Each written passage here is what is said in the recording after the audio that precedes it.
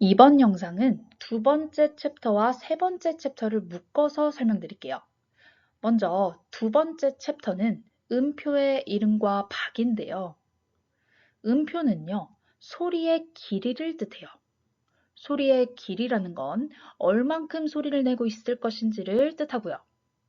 그리고 음표의 박은 그 한 음을 마무리 짓는 아주 중요한 개념이에요.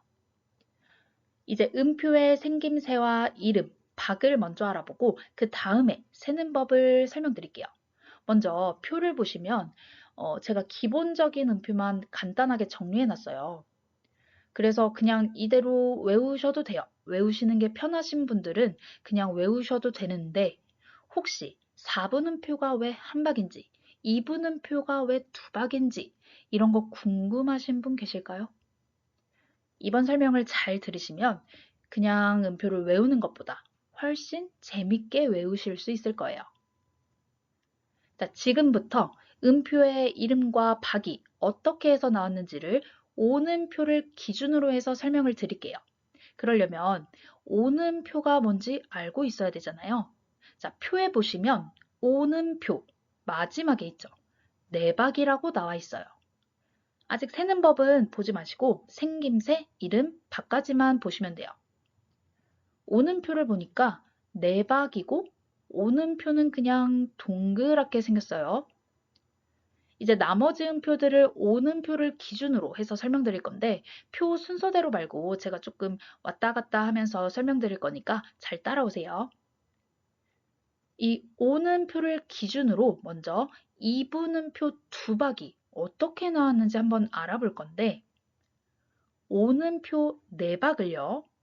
이 네박을 2로 나누면 어떻게 될까요?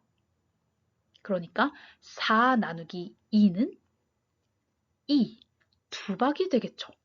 지금 오는표 네박을 두 개로 나눴더니 두 박이 나왔어요. 오는표 네박을 몇 개로 나눴는지가 그 음표의 이름이 되는 거고 나눈 값은 그 음표의 박이 되는 거예요. 방금 오는표 네박을 두 개로 나눠서 2가 나왔죠.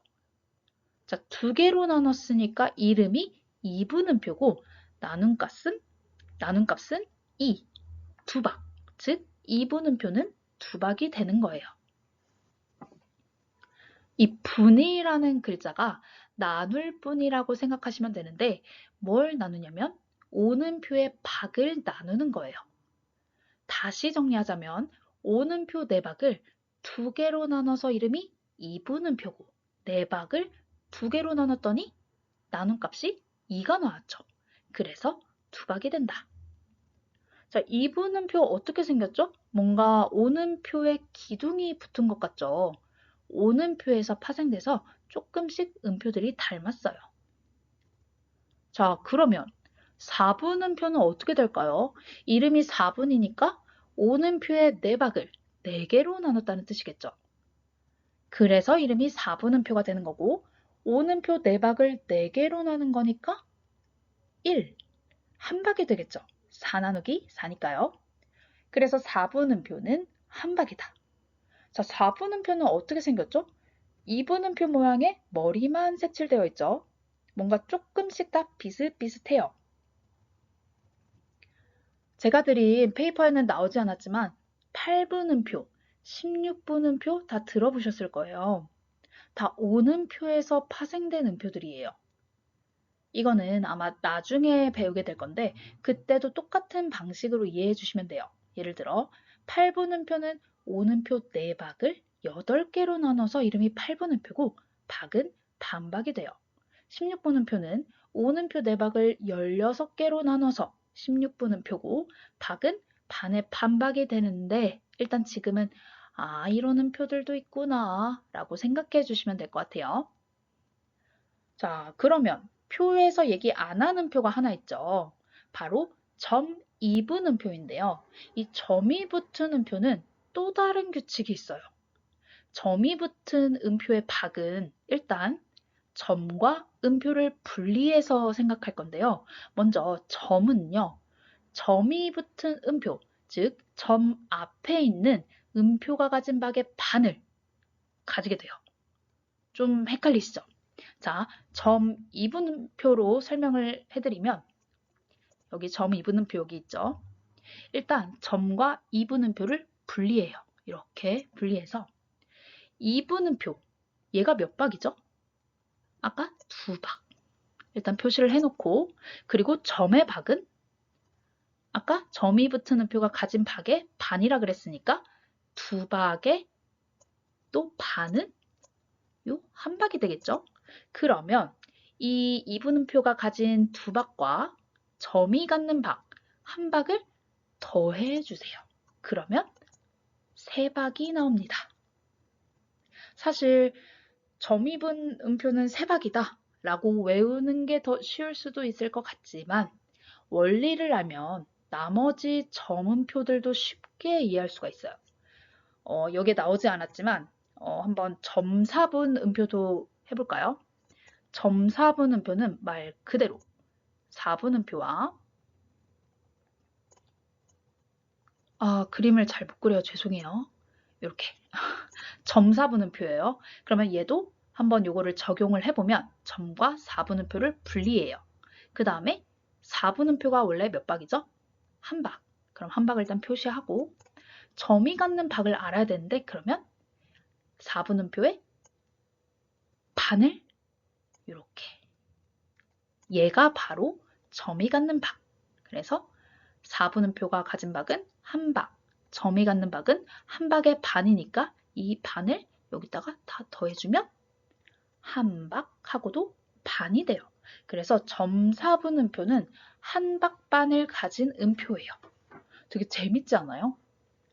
자, 다시 정리하자면 음표의 이름과 박은 오음표 4박에서 파생된 거고 이 오음표 4박을 몇으로 나눌 건지가 음표 이름이 되고 나눈 값이 그 음표의 박이 된다. 그리고 점음표의 박은 점과 음표를 분리해서 그 음표가 원래 가진 박과 그 박의 반, 이게 점이 갖는 박이죠. 이거를 다 더하면 점음표의 박이 된다. 이렇게 정리할 수 있을 것 같아요.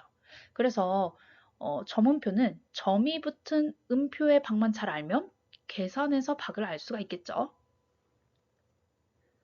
자, 이제 세는 법에 대해서 얘기해 볼 건데요. 세는 법은 정말 간단해요. 먼저 4분음표 먼저 볼게요. 4분음표를 보면 4분음표는 한 박입니다. 근데 막상 이 한 박을 어떻게 세야 될지 얼마만큼 건반을 누르고 있어야 하는지 잘 모르시는 분들이 많아요. 그래서 대충 짧게 치고 넘어가시더라고요. 자, 앞으로 이 4분음표가 나오면 하나라고 셀 거예요. 이 한 박의 표시는 V 표시로 할 거고요.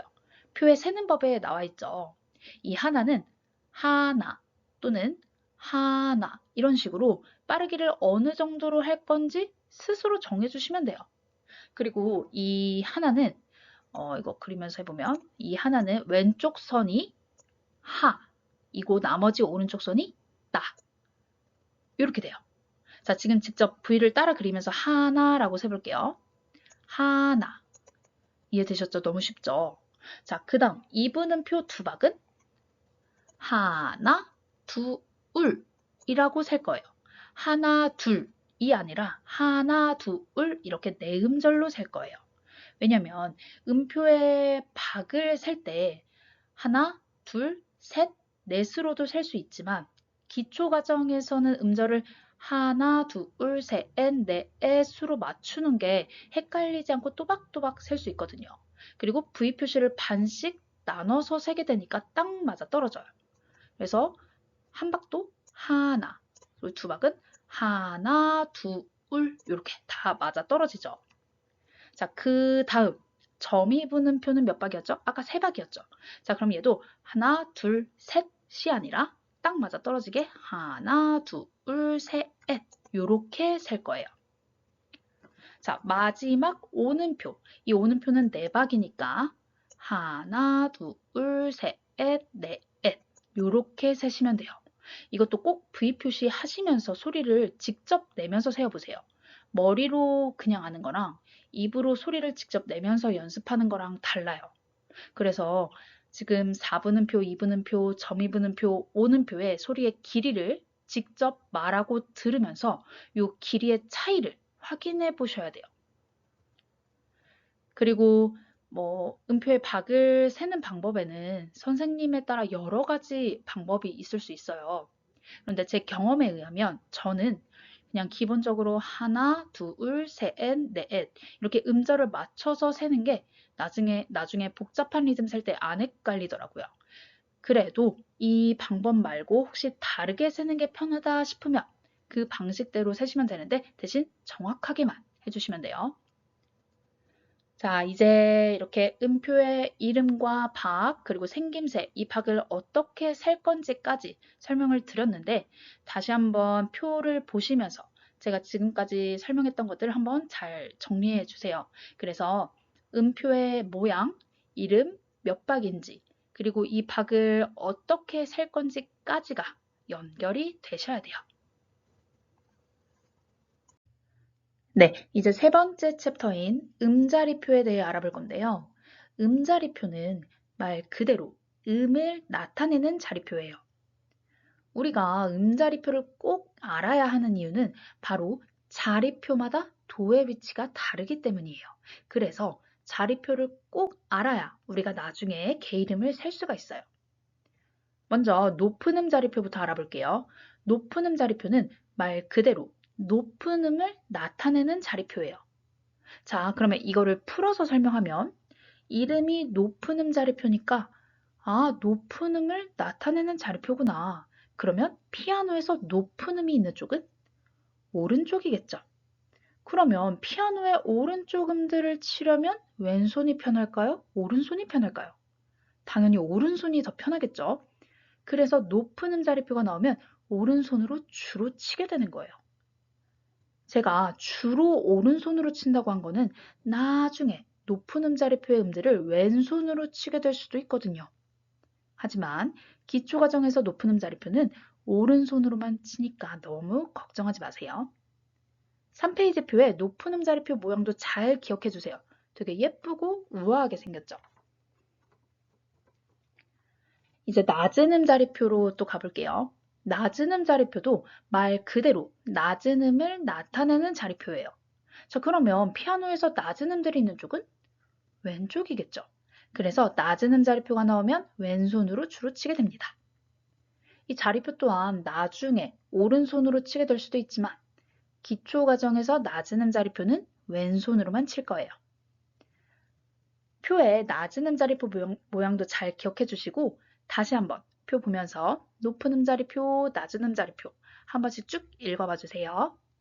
그럼 다음 영상에서 뵙겠습니다.